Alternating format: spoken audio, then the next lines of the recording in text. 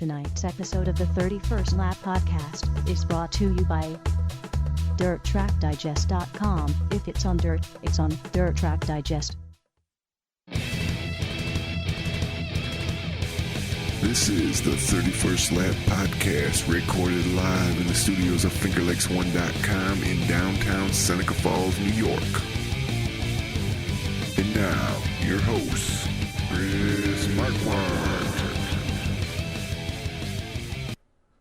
Good afternoon, good evening, welcome to episode number 195, closing in on number 200 for the 31st lap. Excited to have you along with us here tonight as we get ready for the official launch of the Yates County racing season with Outlaw Speedway set to open. We're going to be catching up with Tyler Siri here in just about a half hour, but before that we're going to be talking with the third place finisher of the Pole Position Raceway Live Upstate Challenge, which included all the Pole Position Raceway locations between Syracuse, Rochester, and Buffalo. Derek Welker going to be joining us here on the hotline just as soon as he calls in. He's supposed to be calling us at 7:15, so we got another minute or two before we should expect to be hearing from Derek. He had a good run, third place overall. 70 laps was the duration of the quote-unquote main event, 9 drivers qualifying in total for that event that was held back on the 12th of April. So excited to get a hold of him. We were off last week. My kid had a first grade concert, which I'm excited to say went very well. It's hard to see him get older though, man. It was kind of crazy sitting there looking at a first grader singing about all sorts of stuff from the Old West. But did a pretty good job over there. I was proud of him. That's Alan. Racing action kicking off at Canandaigua Motorsports Park over the weekend. The prevailing headline from that exchange was the 305 sprint cars, which generated a lot of buzz between the wreck and what happened after the wreck. Tough situation to be in. I know there was a lot of debate. We had Lee Sanders on the show here back a couple weeks ago, and we were at the Finger Lakes Speed World event at Auburn Mall, and he talked a little bit about he got a 360 sprint car together to run with the local ESS program because he wasn't sure what the future of the 305 sprint cars were going to be. Now, we got the Canandaigua Motorsports Park schedule out. We had a chance to look at that a little bit, and that's where we found out that the 305s were, in fact, going to be at Canandaigua Motorsports Park. They're on the schedule for Friday, and they were going to be there as part of the program. We got a little bit closer and we found out that Canandaigua Motorsports Park was going to have the 305s as part of the program on a regular basis. Fast forward from that point, rewind if you will. On Friday night, the 305s were in action. Darryl Ruggles pretty well documented the situation that played out there for Darryl. He caught the inside tire, lost control of the car, catapulted up the track into an oncoming Charlie Donk. Charlie ended up flipping, suffered some pretty severe injuries there with a broken sternum, separated shoulder, and some other instances along those lines. This must be Derek. Hang on just 1 second for me.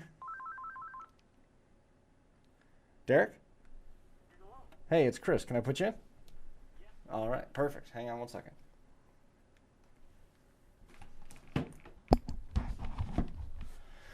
Again, Charlie Donk flipping down the back stretch, off turn 2 over, and almost made it to the perimeter fence. Damage to the helmet.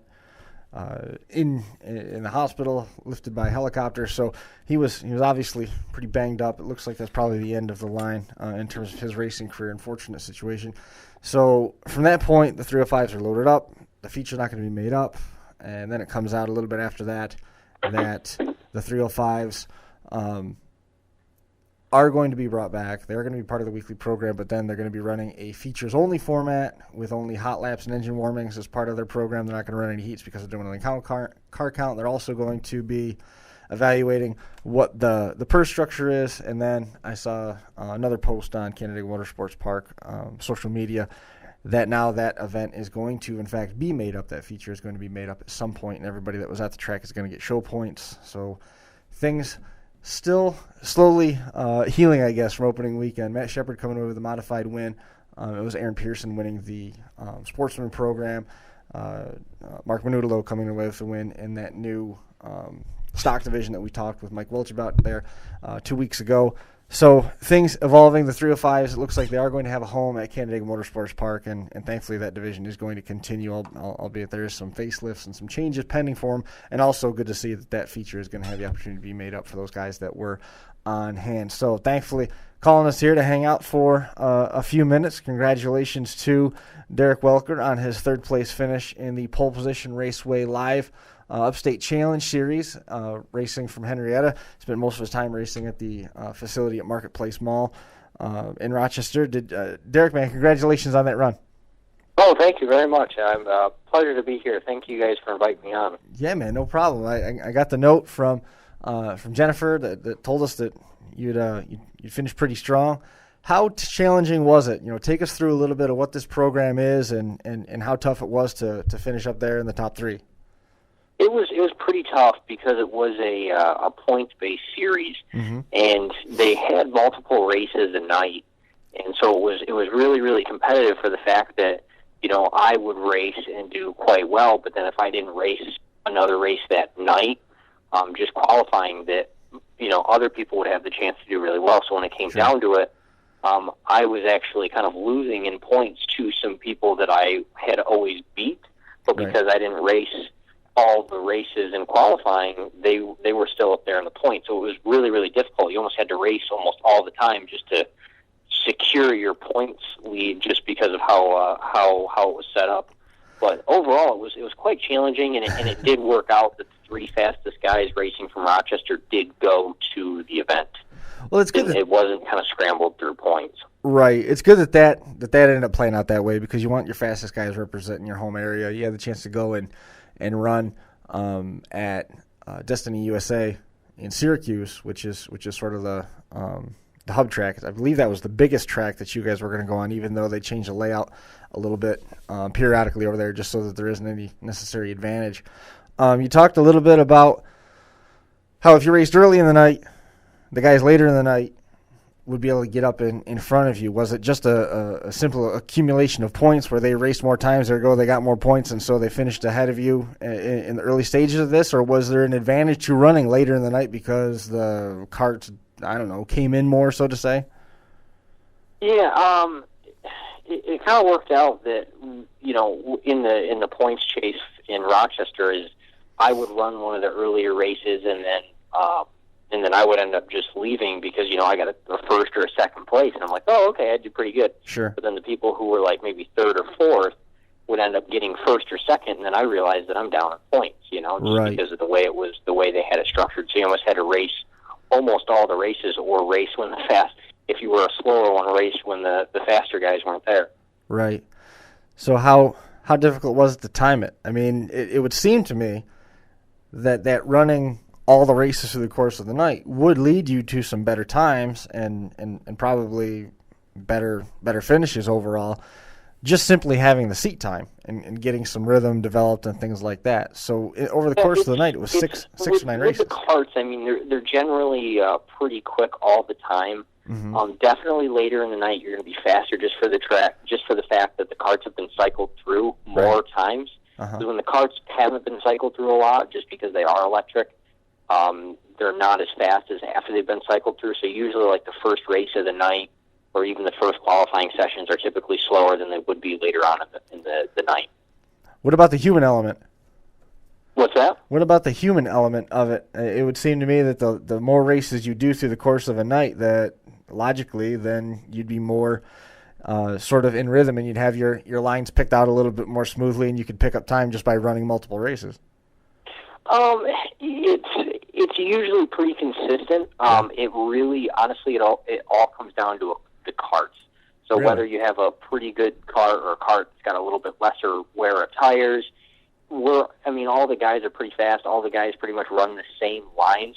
So it really comes down to, if you want to really run a fast time, you got to get in like a cart that's actually capable of running it, because the cart's consistencies aren't as perfect as ideal conditions would hold out to be.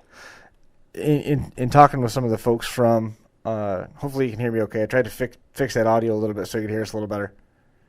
Okay. Can you hear me okay, or you need that? Yeah. Okay.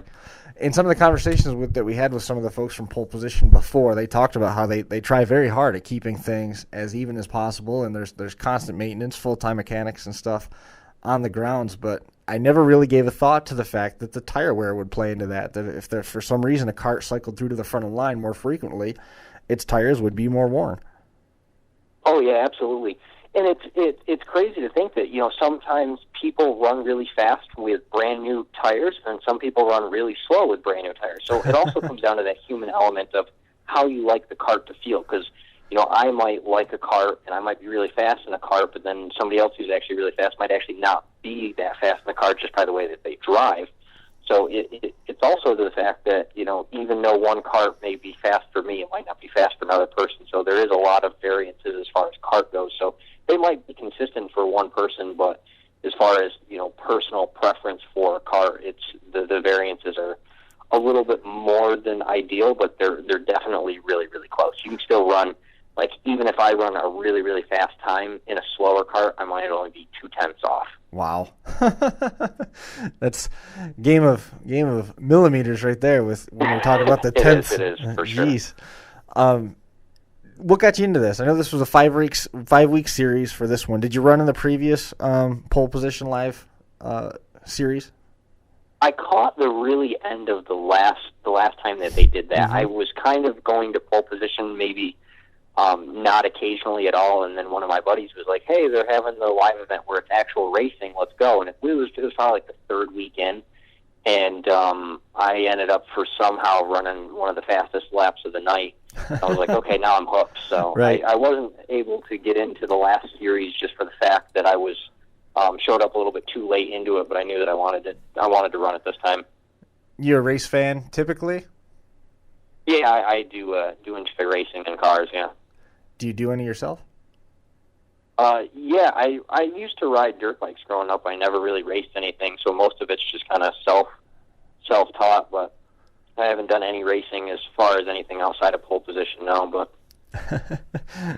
so is this the springboard to a budding go-kart career then? I was just over at a friend's house tonight, and we were kind of discussing karts. It's Caleb Schnell. He ended up winning the event, but got disqualified because he only pitted 3 times instead of 4. But he ended up getting a kart, and he's trying to get me into one. Now, where's the game plan to race that? I think he's racing down at Avon. Okay. It's a can kart, KT100. But I think he's looking at going to a tag kart, and he's trying to get me into it too, just so he's got somebody else to go with. What kind of money pit is that going to turn into? I don't know. He had some other stuff going on, so he hopped into a cart, and he's trying to get me to do it. I have a motorcycle too, so he's trying to get me to sell it and just get one of those. But I don't know. We'll see. Maybe in the future. We have to keep us posted on that racing career and how that comes together down in Avon. What's that? You'll have to keep us posted on how that racing career comes along down in Avon. Oh, absolutely. Yeah, he's telling me, once you hop in at one time, you'll be hooked, and that's my issue. Is I know once I drive it once, I'm going to want one. Well, that's how you ended up getting in the pole position stuff, right? Yeah, it's exactly how it is. How about on a wider based local scale? I mean, where you're at is relatively close to home base for Vic Coffey, who runs World of Outlaws late models. He's run Liquid Soil late models. He's run Dirt Modifieds here, former winner of Super Dirt Week in Syracuse back before they moved that to Central New York Raceway Park. You're close to the Genesee Speedway in Batavia when that was running when that was running Pro Stocks. Canandaigua Speedway is right close. Do you get into that at all on the local level with the dirt scene? Yeah, I had some friends growing up that raced dirt just locally, like down at Black Rock and even at Paradise.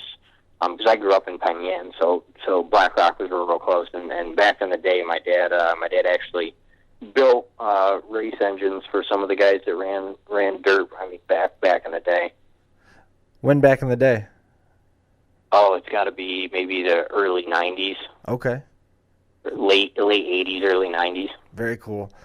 Very cool. Outlaw Speedway is getting ready to open this weekend. We're talking with the new owner of Outlaw Speedway, which was formerly Dundee Raceway, formerly Yates County Speedway, formerly Black Rock Speedway. They're getting ready to open this weekend with the Lucas Oil Empire Super Sprints. Modifieds are going to be on the card as well, so we're looking forward to that, provided weather cooperates. We're going to be talking with Tyler Siri about all the challenges that come along with that here in just a little bit. So you've been to some of the tracks here in the area. You've been following along. You got the dirt bike. You were in the cart one time, and you were hooked for all 5 weeks. In total, how many races did you end up running with that Pole Position Raceway program, and how did you get how'd you get away from home to do it? I now live in Henrietta. I live only like a mile or two away from Marketplace, and I think going into the event, I had probably, I want to say maybe like 50 races before the actual event started. A friend of mine and I, we would just try and go like every week during the winter, just for something to do. So we kind of racked up a lot. He's raced probably 170 times, but just it worked out well, just because of the way that they had it. Is if you qualified for a main event, you get the main event for free, and we're like, hey, I mean, we're going to pay for one race and we get 2 out of it, so might as well just do it anyway. Right. But it worked out really, really well, and we ended up doing so many laps the final event night that the 2 of us were both sore the next day. Really? How many people were turning out? It seemed like this event had generated a whole lot more momentum and interest than the first round. Obviously, the first round was still something new. People hadn't heard so much about it. Now we're starting to get out a little bit more, and it seemed like there was a pretty good turnout across the board. How about the races that you were in? Yeah, in Rochester there wasn't a ton of spectators. I don't know if it's just that the Destiny USA being so much more populated than Marketplace, if that was it. But when we had the event at Syracuse, there was a ton of spectators. Right. A ton. I mean the people that you're actually in competition against. How many other drivers were you pitted against? Oh, okay. We always had a B main in the Rochester race, so there was probably they have nine races per event, so there was probably a good 15 to 20 racers every single night. Man. So and you're talking about a matter of a couple tenths a second from first to rather deep. Yeah, it's definitely that. It is the game of hundredths and tenths. Usually, like Caleb, Billy, and I, the 3 that did go, we're usually within a tenth or 2, and then some of the other racers are maybe 3/10 behind or something like that. It comes down to every single racer is within half a second a lap. The same. I can't believe how close this is. I mean, if people don't know, as we talked a little bit about a minute ago, Pole Position Raceway, they've got locations at Destiny USA in Syracuse, the Marketplace Mall in Rochester, and the Galleria in Buffalo. And these are electric go-karts that run indoors. It's a road course style track. You can generate some pretty serious speeds on some of the larger formats. The layouts change periodically so that you don't have a ringer that comes in and starts knowing that course by like the back of their hands, keeps everything fresh. And a number of these events were streamed online. They're also available on the radio here locally.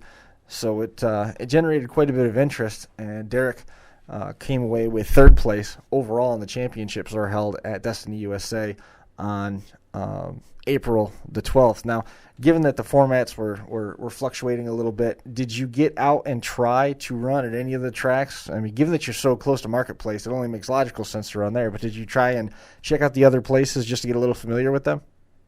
No, actually, I was planning on going to Syracuse beforehand just to get a kind of feel for how the cart layout was and everything like that. But I actually wasn't able to get out there before the actual night event.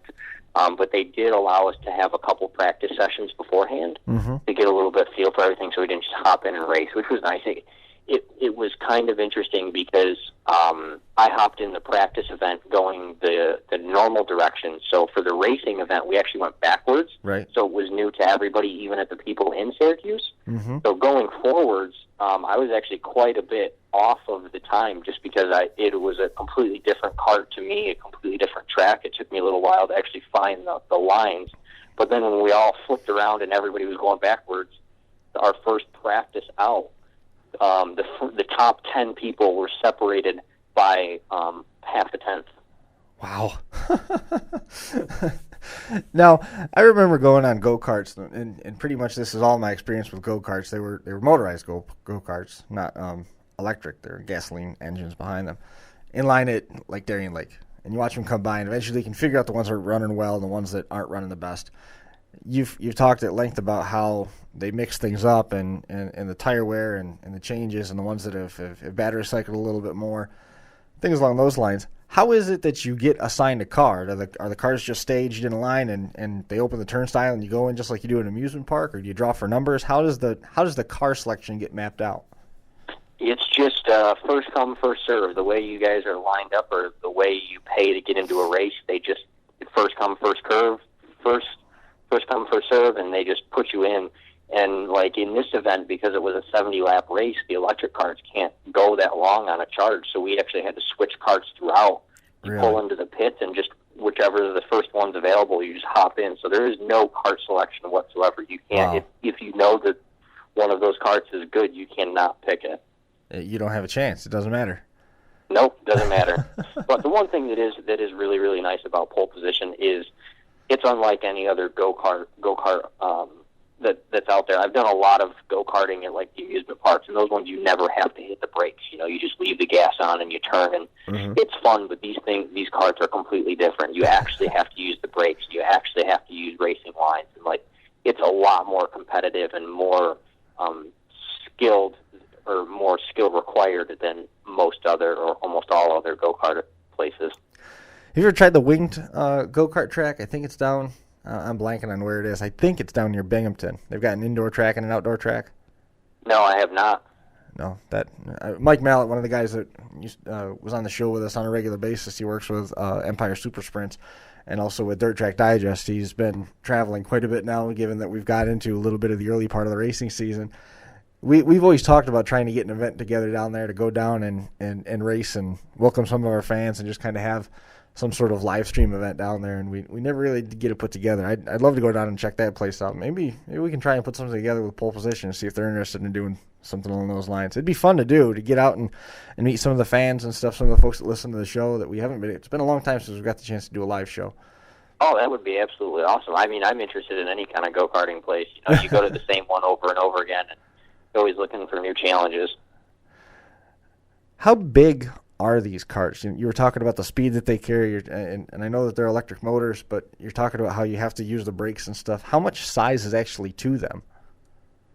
I don't know their full weight, so I couldn't give you an answer on that. But they do have, they have junior size or youth carts that are a lot smaller, but then they have the full size carts. The full size carts can, range anybody from like 5 foot all the way up to, as tall as you can go. So they're kind of a one size fits all.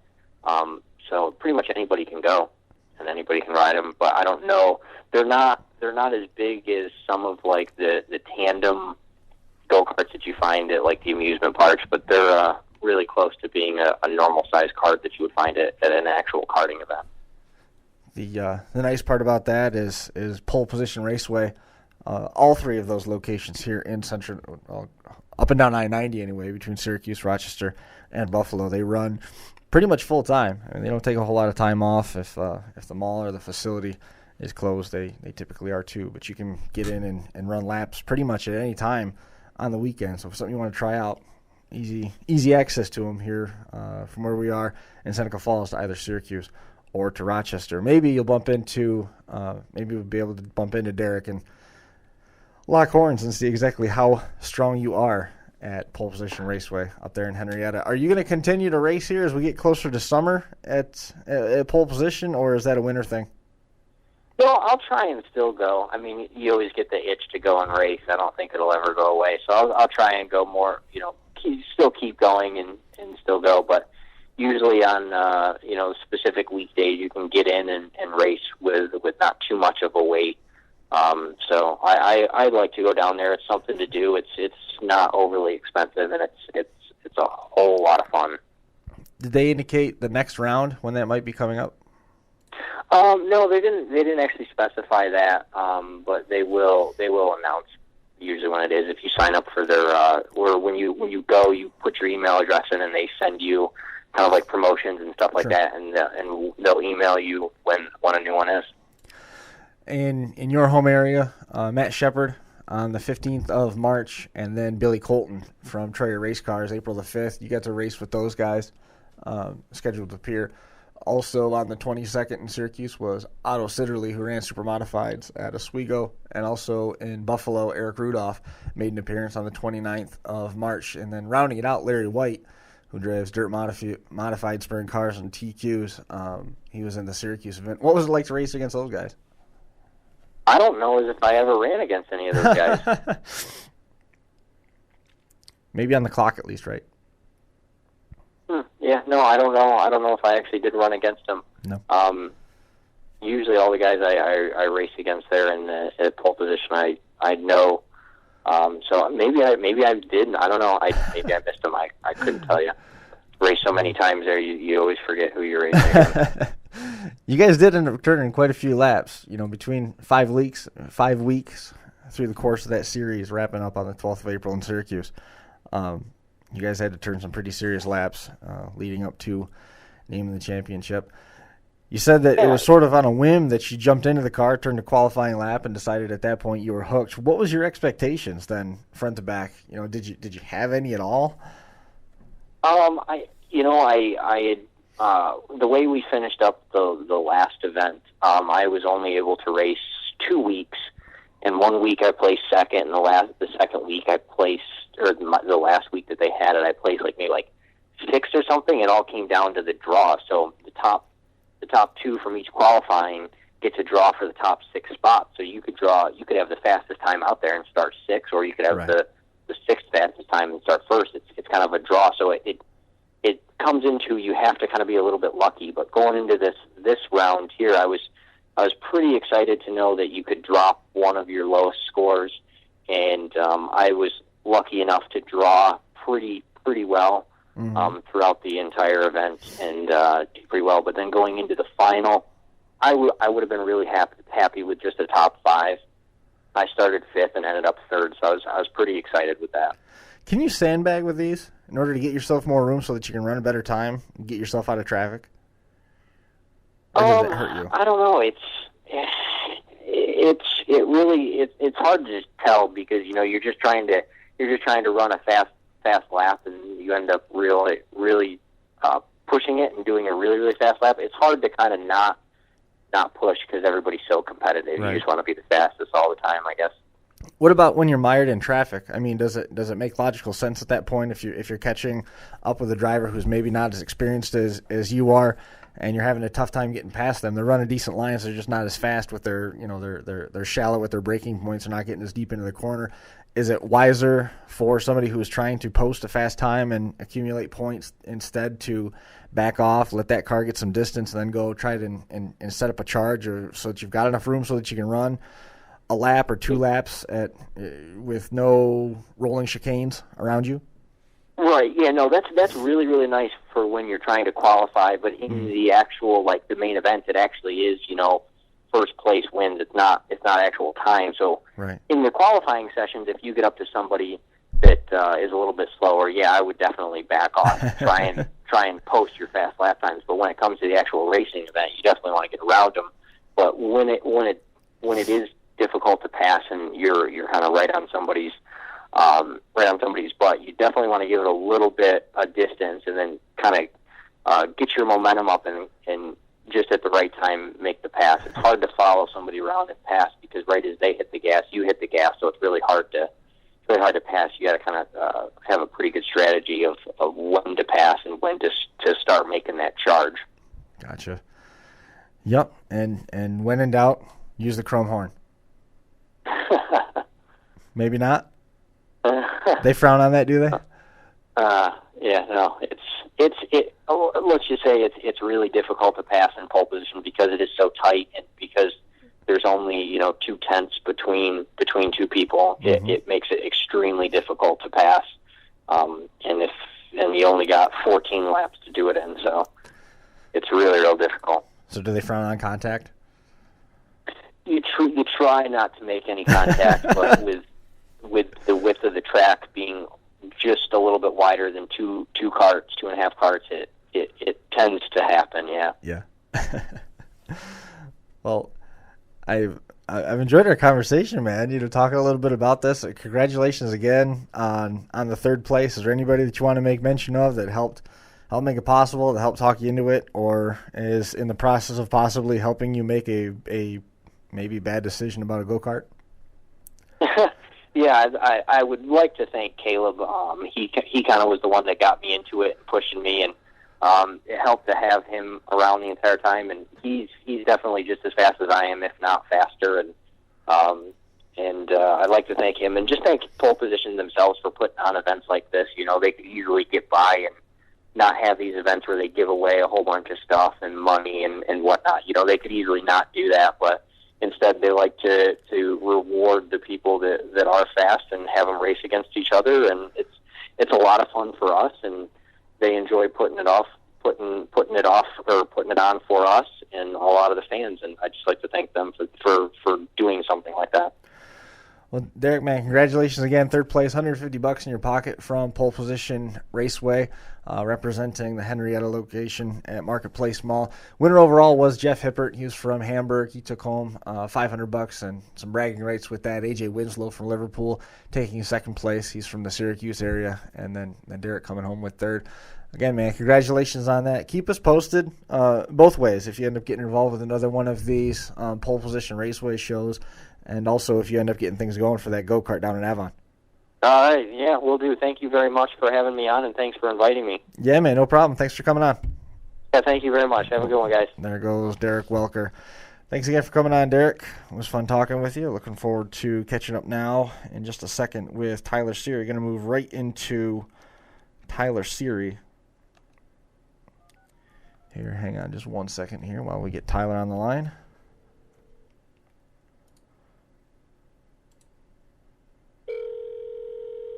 My biggest concern is always that he remembered. Hello? Hey, Tyler, can I put you in? Yeah. Tyler Siri now joining us here on the hotline. Tyler, man, welcome to the 31st lap. Hey, thanks, guys. Appreciate you having me on. No problem. You excited for this weekend or what? We're going crazy over here. We're just real excited. Our first camper pulled in from Ransomville. He just showed up. The vibe, and it's just everybody's pretty excited. So we are too as a staff, and we're working hard getting this place up to snuff for sure. What have the last couple of weeks been like? The momentum continuing to build. You're getting more and more support. I see Friendly Dodge coming on board. You've landed a bunch of sponsor additions to help bolster things. You've got one of the most competitive payouts among all the divisions in the Finger Lakes region in central New York. Things are looking very positive, and there's a lot of momentum around Outlaw right now. There is. It's been awesome. I mean, sponsorship wise and racers, and everybody's committing to come, and sponsorships and everything. And the crew has been awesome that I put together, and everybody's working great together. And we're just really cleaning this place up, and it's looking awesome. I mean, I can't wait for everybody to come and see what we've done so far. And the excitement is just it's awesome. So we're very excited for sure. How busy have you been this week? Oh, that's an understatement, I guess. Everybody's been here, 7 o'clock in the morning. We're leaving at 10 at night, and just trying to do 6 months of work in a month and a half has been real challenging. But we're getting everything done that we want to do, and it's been great. It's been a lot of hard work for sure, but it's definitely noticeable. So everybody should really love to see what we're doing here for sure. We talked a couple weeks ago when everything was finalized that you were going to be taking over Outlaw Speedway. It didn't seem like there was a big separation between the Tyler Siri race driver hat and car owner hat and the Tyler Siri Outlaw Speedway hat, promoter hat. How far apart have those two gotten now that you've gotten a couple weeks into this? You're gearing up for your first opening night. Is there a big separation, or are they staying pretty close?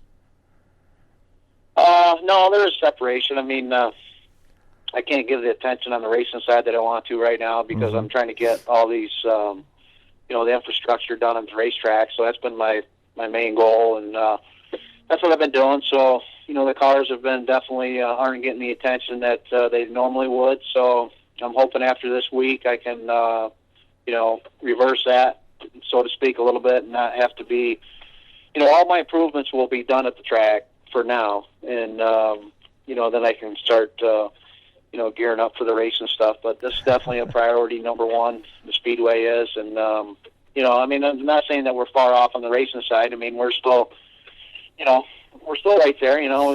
Probably should have won the one at 5 Mile last week. Well, we got taken out in the feature, but we're running really good and where we are. But I definitely haven't been spending a lot of time in this shop, so I can say that much. But I got to take care of this thing first, and then we'll move on. I understand that. The 5 Mile point situation, you able to was it almost relaxing to get away from Outlaw for a couple of days and focus on the race car and go just race? It was. I pulled in a little late in the pit, so it took me a little bit to get parked, but we got the car unloaded just in time for hot laps, and it was great right out of the box, and won the heat race, and but it was definitely exciting to take a breather and just sit back and relax for sure.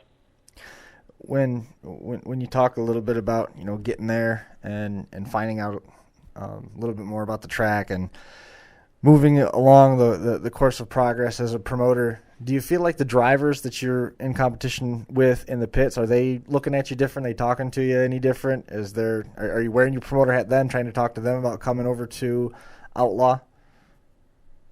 I don't know. I mean, I got my Pete Mescal there. He's my sales guy. He was up there to 5 Mile talking to some drivers and handing out some flyers and stuff. So I kind of let him do all that kind of stuff. And it's just the problem with 5 Miles. We were late getting there and trying to catch up, and trying to catch up on stuff in the holler. But trying to keep it a little separated there a little bit. But it is what it is. But I'll definitely the drivers are calling and excited to come over and race, and what kind of program I'm doing over here, and they can see the improvements that we're doing. So it's pretty cool. Let's talk a little bit about the schedule coming up on tomorrow. Empire Super Sprints are going to be in town. Modified's going to be running as well. You've got a full docket. There's a lot going to be going on tomorrow night. It's taking a step back quickly. Hot laps and practice session last weekend looked like the track held up great. I'm pretty happy with everything, and no major issues cropping up this week with any moisture problems or track condition issues. No, actually, the biggest thing is the track was awesome. We put the clay down, and we didn't really, we put it down, but we didn't really work it or do anything to it until the practice to see what it was going to do. You know what I mean? And it laid down so nice, and the track was unbelievable. We were tickled to death on the track surface, and I was talking to the drivers. I mean, there you go again. I didn't even have my cars over here because I was too busy worrying about this place getting it going. I had them all loaded up, and I couldn't even get home to get them. But everybody was really, really pleased with the track, and they couldn't believe how much bite was in it, and how it laid down, and you know what I mean. So matter of fact, we're out airwaying the track right now as we speak. It's just this new clay wants all the water it can get. You know what I mean? It's just absorbing everything, and we're pumping water to it last night, and he's out there watering it right now. I know we got some showers coming for tomorrow in the forecast, but nothing to do anything. Very minimal rain, like 0.002 or something. So, the track can definitely handle anything that Mother Nature gives it to it, what they're calling for tomorrow. So, I'm just really excited on how the track looks. It looks awesome. And the facility, we got everything done we wanted to do with that. So we're ready to go for tomorrow. Awesome. So ESS, they're making their return. The Lucas Oil Empire Super Sprint is going to be on the card, $2,000 to win for them. Modified's also going to be on the card, $3,000. That's the first race of the Triple Crown with Insinger Performance, $25,000 bonus to anybody that can win on the 23rd, 24th of September and the 21st and 22nd of October during the Fall Nationals and the Dutch Hogue National weekend. And you have to be a weekly runner down there at Outlaw Speedway. Big clause right there. Grit Sportsman, $1,200 to win. Street Stocks, Rush Late Models, IMCA Modifieds, the 4 cylinders. Pits open at 5, practice at 6, racing at 7. it's going to be a good weekend. I mean, what's the reception that you've got so far with ESS coming back to Outlaw? Yeah, it's been huge. Talking to Dean Reynolds and stuff, he's, figuring 30-plus cars, and all his guys are, real excited about coming over because they haven't been here in a while. And, we got some people from Pennsylvania, Mark Smith, and some of them big names down there coming up. And it should be a hell of a show. So we are going to open the pit gates up early so, people can come in any time during the day tomorrow and get set up because we don't want to have it backlogged out there. And, we want to make sure everybody's in here so we can get hot lap started on time. And because we do have a pretty aggressive schedule for tomorrow night, so we want to make sure that, people are out of here in a pretty good time fashion tomorrow night. And so we are going to open up so anybody who wants to come in can come in early and get set up, and we'll be ready for action for tomorrow. We're ready to go. What's been the biggest surprise that you've come across? I know you got a tight schedule, and I'm sure there's more stuff you got to tend to at the track. But what, in the last several weeks, you've been getting ready to go? What has come up and surprised you as you work through your first year of completing an off season, moving into race mode? Probably just trying to deal with all the phone calls. To be honest with you, it's been probably the hardest thing. It's just, I'm running equipment all the time, and it's hard to, I got to apologize to people that have tried to call, or it's taken me a little bit of time to get back to them. It's just the thing is here with this place is I wanted to get it up to standard, my standards on how I want things to look and be, and how I want it for the fans and the racers, and so we've done a lot of stuff that probably what people never thought would be possible of getting done in the period of time that we did. You know what I mean? So that's it's taken a lot of time up for me, and but that's probably after this week I'll have it up to where I want it, and then things can be a lot easier time wise for me, and then I can address some other things after the fact. But a lot of phone calls, a lot of this, a lot of that, and I knew it was going to be a lot of work, and it is what I thought it was going to be. Just maybe a little overwhelming on the phone calls, I would say. How's business otherwise? Scrap come up a little bit? Good. Yeah, business is good, steady. No complaints there. I got great people working for me, so they've been able to handle that side, so I can spend all my time here at the track, and the racing cars. Good thing we had everything done this winter, and we had our motors freshened and had everything put together for Florida, so that helped out. And then we didn't hurt any equipment, didn't wreck anything or blow any motors up, so that helped out. You know what I mean? So it's been lucky on that end. But it's exciting, it's fun, but it's definitely a lot of work. I mean, it's a lot of work, but I enjoy it, and this is what I wanted to do. So here we go.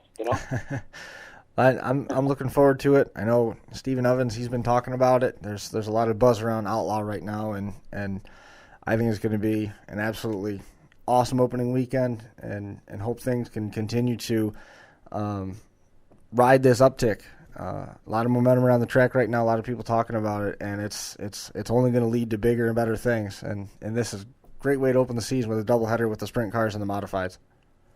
Yeah, I can't think of a better way to open it up, to be honest with you. I mean, everybody loves sprint cars, everybody loves the modifieds, and we got a big grit sportsman race here tomorrow night as well. I mean, 1,200 to win for the sportsmen. That's going to be a huge event for those guys. The four cylinders are running for 300 to win, 750 for the late models, 500 for the street stocks.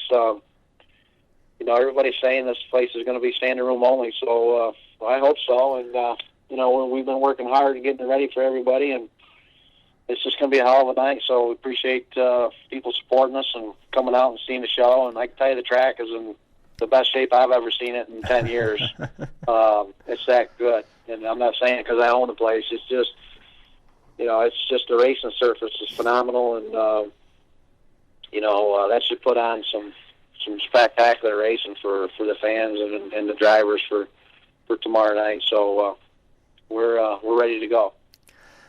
Well, I appreciate you coming on and making some time for us tonight. It's going to be an awesome time right there on Main Street, 14A, going through Dundee, Outlaw Speedway. It's easy to get to. Jump online, Outlaw Speedway LLC, for more details on what the racing car is going to hold, time frame schedule, and things along those lines. It's a completely revamped website, too. Pretty good-looking website. Jump online, outlawllc.com. Tyler, I know you're busy. I appreciate you coming on the show a little bit. I'll be talking with you a little bit later on tonight, too, and after the show is over with, if you got a couple minutes. And other than that, full steam ahead. Wish you the best on the opener. Great, buddy. I appreciate you having me on, and we'll see everybody tomorrow night. We'll see you then. Thanks, man. Thank you. There goes Tyler Siri, owner and operator of Outlaw Speedway, formerly Black Rock, formerly Dundee, formerly Yates County Speedway, and done a ton of work down there. Hot lap session went off without a hitch, and looking forward to a big night of racing. Full program for everybody. It's going to be a riot. Ton of fun. Looking forward to the opener over there at Outlaw. Just to revisit quickly, again, best wishes going out to Darryl Ruggles and Charlie Dunk as they recover from their injuries sustained in the 305s. Looks like the 305s are going to be back as a regular part of the Canandaigua Motorsports Park program. Matt Sharper coming over with a modified win. Mark Manutolo in the stock division. The late models were in action over there. They had a great feature, and looking forward to another big weekend of racing for them over there at Canandaigua.